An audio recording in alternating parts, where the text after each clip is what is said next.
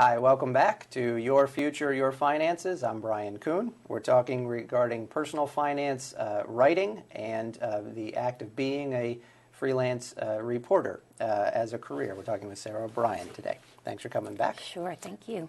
So a lot of people like writing, but there's a big difference between just writing and making a career out of it. So when you're writing your stories and you get an article, a request for an article from somebody like a CNBC.com, where do you get your data and your quotes? Well, it really depends on the story, but I interview an awful lot of people, and they are experts. Sometimes they are the CEOs or in management positions of the companies that I might be writing about. Other times they are industry analysts, that kind of thing. A lot of times the data I get, it's pretty easy to find on the internet. It's just a matter of sifting through the junk and finding what's valid and comes from a valid or respectable research outfit. So it just depends on the story. So what is it like to make a business or a career out of being a freelance writer? What's a typical day look like? Well, I generally don't look nice. I work my own schedule. Nice. I meet my deadlines. Otherwise I wouldn't be able to do this. But I think the working independently while still reporting to somebody, it's a good mix for me and allows me to do the things in my personal life I want to do. So, So there's writing like what you do, and then if you're like running a business, they'll say you have to maintain a blog. So what's the difference between maintaining a blog and I'll say real writing? Like what do you do? Well, blogging, a lot of people might not like to think it's not real writing. It definitely is. I've read some very well-written blogs. I've read some very poorly written ones. I think that with a blog, you can really, really have your own voice come out, your own writing voice. When I'm writing for CNBC or Investment News or any publication, if I'm doing a news story, my voice is not coming through. It's pretty bland, if you will. So you can have your own voice in your blogging. One big difference, what I would say about, or for the sake of consumers, is to differentiate between blogging and writing that is on a news outlet where there are protocols before what is written appears. That has not changed over the years for journalism. When I file something, it still goes through an editing process, and I still have to strive to be fair, balanced, accurate. Bloggers typically are not going to have those protocols in place. So, sure.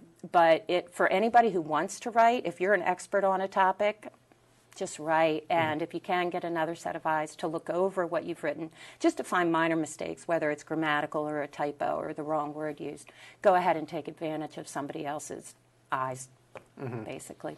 So let's say you want to take that next step from having a blog to actually writing as a career and getting paid to do it. What are some, online or offline, what are some things that people could think about?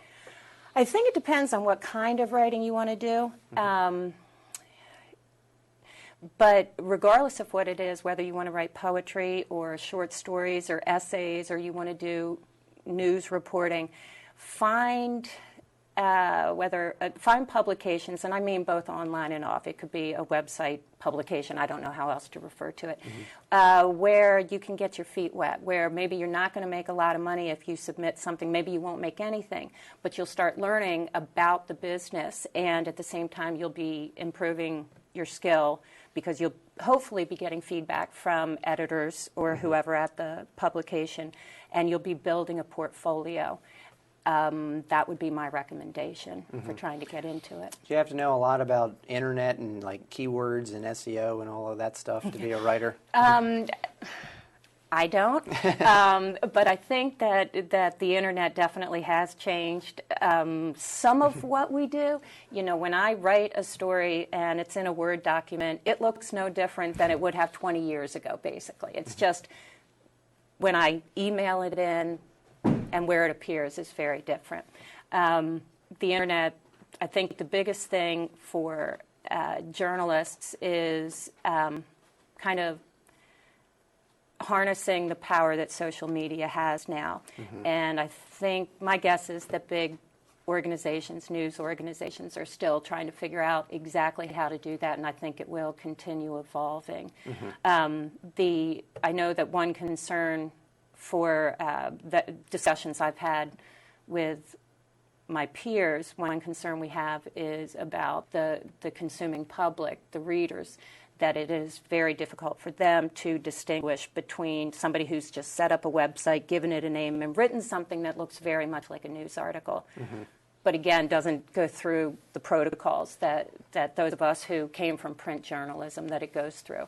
And it does not mean that if it didn't start out as a print publication that it isn't valid now. I mean, TMZ, for instance, wasn't around, Huffington Post, et cetera. Those things are valid. Or using the content from somewhere else. You know, I can imagine being a reporter or a journalist, you want to avoid that, but it's difficult.